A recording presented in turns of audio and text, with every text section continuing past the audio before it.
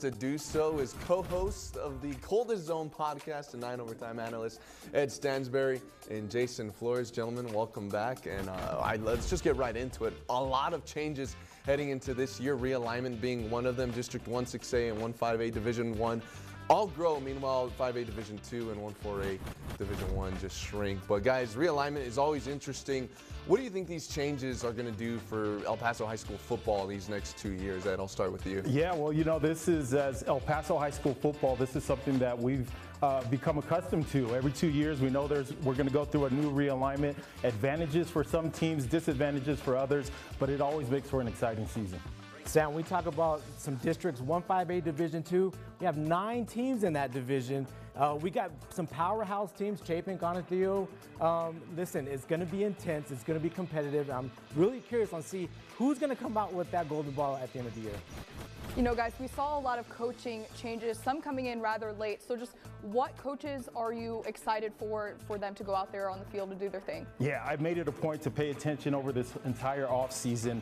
And for me, it's got to be in 6A. Coach Ryan Warner leads Chapin for Pebble Hills. To me, that's one of the most coveted high school football positions in El Paso. And for him to get back into 6A, remember, he was offensive coordinator for Franklin for a long time. He's now the head man at Pebble Hills. He's going to make some noise in year one.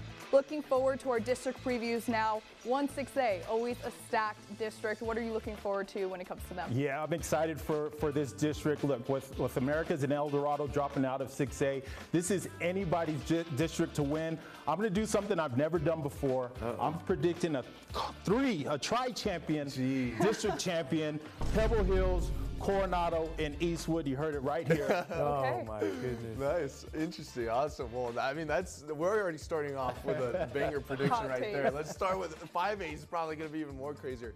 5A Division 1. Jason, just obviously less teams, but again, the addition of Americas and El Dorado. How do you see 5A Division 1 playing out this year? Yeah, Sam, just like you said, there's only 4 teams in this division. All 4 will make the playoffs, but when you look at these teams, I like Americas. They're stacked on both sides of the ball a little bit to where just a bit more than the other teams. Parkland's a creeper, but I like Americas in 1 5A Division 1.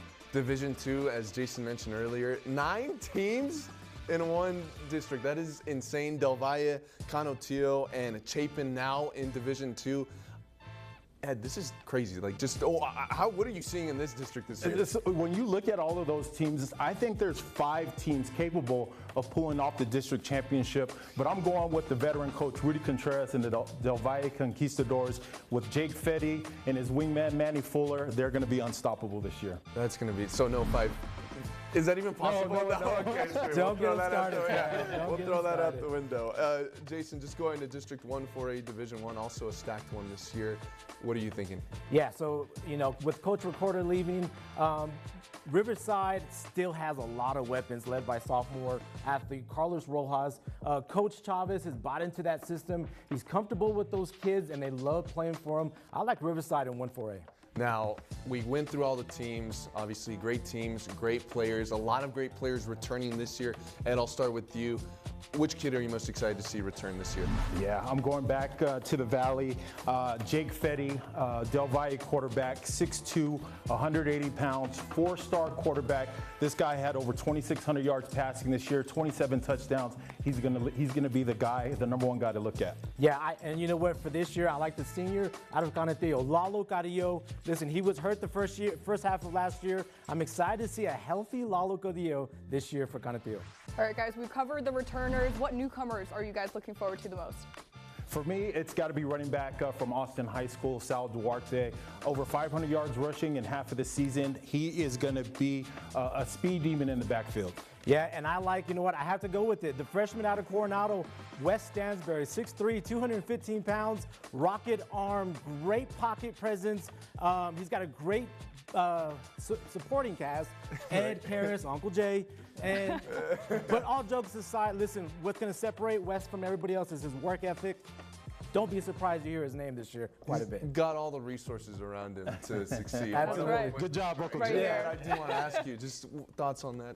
Yeah, you know, it's crazy to see him. I'm so excited. He's been working his tail off this offseason, getting ready for high school football.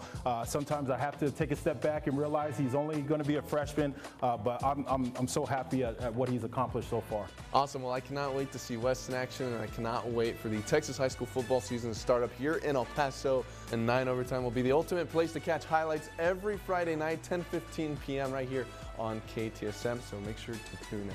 And don't forget to pick up your Ultimate Football Guide magazine for all the information you need to know about Texas football right here in the Borderland.